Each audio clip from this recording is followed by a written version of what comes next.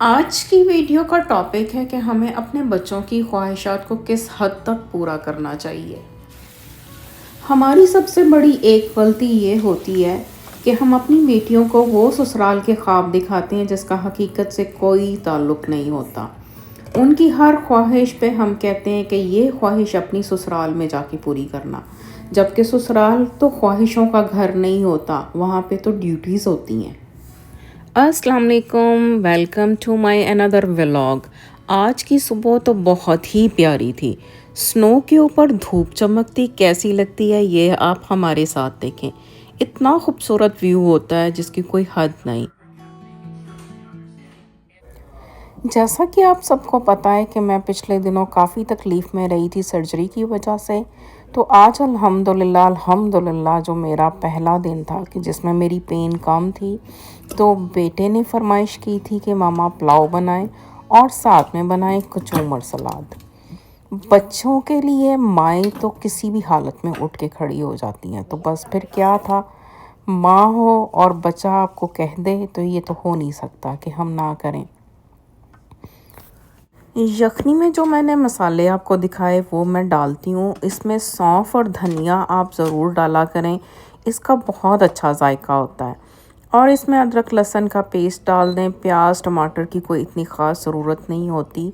इसका टाइमर लगा दिया मैंने और सॉफ्ट सा जो है वो गोश्त गला लेती हूँ। आज धूप अंदर तक आ रही थी। धूप सर्दियों में कनाडा में नज़र आए तो हमें बहुत अच्छी लगती है। इतना मज़ा आता है ये तो ऐसा होता है जैसे ईद का चांद विंटर में। तो बस धूप नज़र आई जैसे ही मैंने तो फटाफट से रिकॉर्डिंग की, उस मोमेंट को रिकॉर्ड किया कि दोबारा कब नज़र आए पता नहीं। और ये था वो ऑनियन जो मैंने फ्रीज़ करके आप लोगों के साथ शेयर किया था व्लॉग में कि किस तरह से मैं इसको सेव करती हूँ। तो जैसा कि तबीयत अभी पूरी तरह से बहाल नहीं है तो मैं वो ही फ्रीज़ किया हुआ ऑनियन यूज़ कर रही हूँ ताकि मुझे ज़्यादा काम ना करना पड़े और मेरे बाजू जो हैं वो ज़्यादा मूव ना करें। और देखिए इसका इतना अच्छा बन जाता है इस मसाला जिसकी कोई हद नहीं, और आपका काम नहीं होता, प्याज के छिलके नहीं होते और काटना नहीं पड़ता, काम कम हो जाता है आपका। और ये गोश्त भूनते हुए डाला था मैंने इसमें अदरक लहसुन का पेस्ट और इसको अच्छी तरह से भून लिया। ये कढ़ाई मेरी तिफ़ाल की कढ़ाई है, मुझे बहुत पसंद है, लेकिन मैं बहुत कम यूज़ करती हूँ। उसके बावजूद पड़े पड़े शायद बहुत पुरानी हो गई है, थोड़ी सी ख़राब हो रही है, लेकिन इसमें बहुत अच्छे खुली खुली चीज़ बनती है।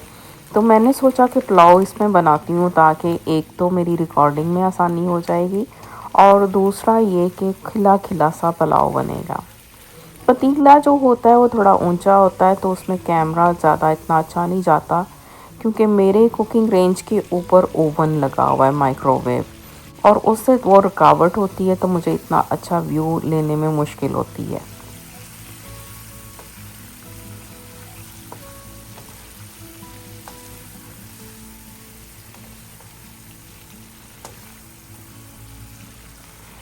मेरी आप माओ से एक रिक्वेस्ट है कि बच्चों को स्पेशली अपनी बेटियों को इस तरह से फ़ील करवाएं जैसे वो शहज़ादियाँ होती हैं, क्योंकि माएँ जिस तरह से बच्चों के नाज नखरे उठाती हैं आगे ससुराल में वो नाज नखरे उनके नहीं उठाए जाते।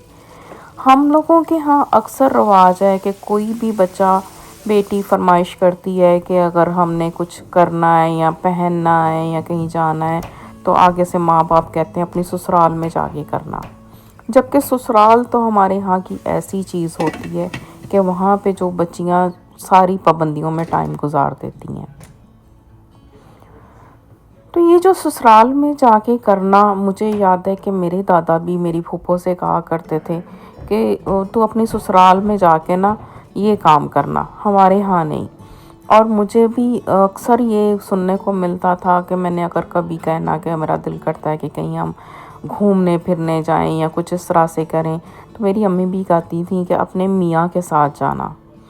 तो लेकिन जो प्रैक्टिकल लाइफ होती है ससुराल में जाके जो हम लोग काम करते हैं वो तो बिल्कुल डिफरेंट होते हैं। हमारी बेटियां जो हैं ख्वाब लेके जाती हैं ससुराल में कि वहाँ पे जाके हमें हर तरह की आज़ादी होगी, हम फैशन कर सकेंगे, कपड़े पहन सकेंगे, मेकअप कर सकेंगे, या हम मियाँ के साथ घूमने फिरने जाएंगे। लेकिन ससुराल की दुनिया ऑल अपोजिट होती है उन ख्वाबों से जो हमारे माँ बाप ने हमें दिखाए होते हैं। तो इसलिए अपने बच्चों का जितना हो सकता ख्याल करें, इसी तरह से बेटों का भी करें, क्योंकि माएँ जिस तरह से बच्चों को उठ के खाना बना के देती हैं, उनकी एक फरमाइश पे हाजिर होती हैं, और जिस तरह से उनके लिए वो काम कर रही होती हैं किसी भी सिचुएशन में, जैसा कि मैंने सर्जरी हुई हुई पे भी इनको सारा कुछ बना के दिया था, तो इस तरह से बीवियां नहीं कर सकती। एक तो वो इतनी एक्सपर्ट नहीं होती, और दूसरा ये कि आजकल की जो नस्ल है वो इतना काम नहीं करती।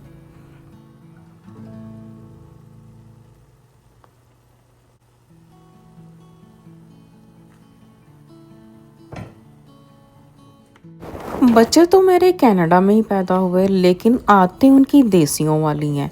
अब पुलाव के साथ ये कचूमर सलाद खाते हैं, और ये ऑनियन वही फ्रीज़ किया हुआ ऑनियन, मैंने इसको सॉल्ट लगा के अच्छी तरह से धोया था, और मैंने ये देखा है कि ताज़े से ही ज़्यादा जल्दी इसका जो है ऑनियन का वो जो एक पानी होता है कड़वा सा, वो ज़्यादा जल्दी निकल गया, और सलाद बहुत ही अच्छा बना था। मैं ताज़ा ताज़ा तो सलाद जैसे हम ये यूज़ कर लेते हैं, लेकिन कुछ देर के बाद आपको पता है इसमें पानी छोड़ देता है, तो मैं इसको बाद में जो है बास्केट में डाल देती हूँ, और उसके नीचे एक प्लेट रख देती हूँ। मेरा इरादा है कि मैं सैलेड स्पिनर लेके आऊँगी। एक दिन मैंने उठाया भी, मैंने ट्रॉली में रखा, तो कोई लेडी जो है वो मेरी ट्रॉली ही लेके गायब हो गई, तो मुझे बड़ा गुस्सा चढ़ा। लेकिन अब मेरा इरादा है कि मैं दोबारा से ढूंढती हूँ, मे बी अमेज़ोन पे देखती हूँ, तो उसमें ये होता है कि आप सैलेड डाल दो बास्केट में और नीचे वो ड्रेन होता रहे, तो उसका पानी निकल जाता है। वरना तो थोड़ी देर के बाद आप देखें कचूमर सैलेड होता है, जब इसमें हमने स्पाइस डाले होते हैं, जैसे सॉल्ट होता है या चाट मसाला डाला होता है, तो वो पानी छोड़ देता है। और ये नाइयों का तरीका है कि बड़े से चीज़ के साथ, बड़े चम्मच के साथ या प्लेट के साथ चावल निकालने का। आपने देखा होगा अक्सर देगों से चावल इसी तरह से प्लेट के साथ निकाले जाते हैं, और इससे आपकी डिश जो है बहुत आसानी से फिल हो जाती है, चावल टूटते नहीं हैं, और छोटे स्पून से बार बार जो हमें डालना पड़ता है वो मुश्किल होती है, इधर उधर गिरते ज़्यादा हैं।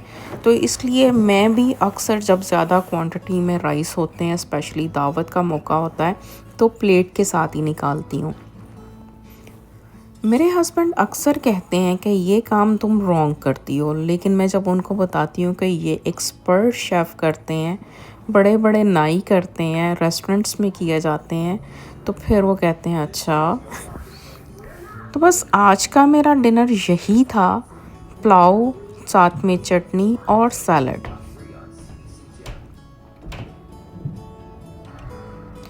ये कचूमर सैलड पंजाबियों की तो ख़ास सौगात है। आप बताएं, आप क्या खाते हैं ऐसा? आपके यहाँ पुलाव के साथ कौन सा सैलड बनता है, या कौन कौन सी और लवाजमात होती हैं, मुझे कमेंट सेक्शन में ज़रूर बताइएगा। मैं जब भी पुलाव बनाती हूँ तो मुझे अपनी अम्मी की बहुत याद आती है। मैं पाकिस्तान विज़िट पे गई और मेरी अम्मी चल नहीं सकती थी, लेकिन उन्होंने वॉकर के साथ किचन में जाके स्टूल रख के बैठ के मुझे पुलाव बना के खिलाया, और उन्होंने मुझसे ये कहा कि चलो अपनी माँ के हाथ का पुलाव खाओ। तो ये माएँ वो चीज़ होती हैं कि इनको आप आधा काट भी डालो तो वो अपने बच्चों के लिए उठ के काम करती हैं। मेरी आप सब माँओं से ये रिक्वेस्ट है कि अपने बच्चों की छोटी छोटी ख्वाहिशात को खुद पूरा करें, दूसरों के आश्रय पे मत छोड़ें। मुझे कमेंट सेक्शन में ज़रूर बताएं आप किस हद तक एग्री हैं।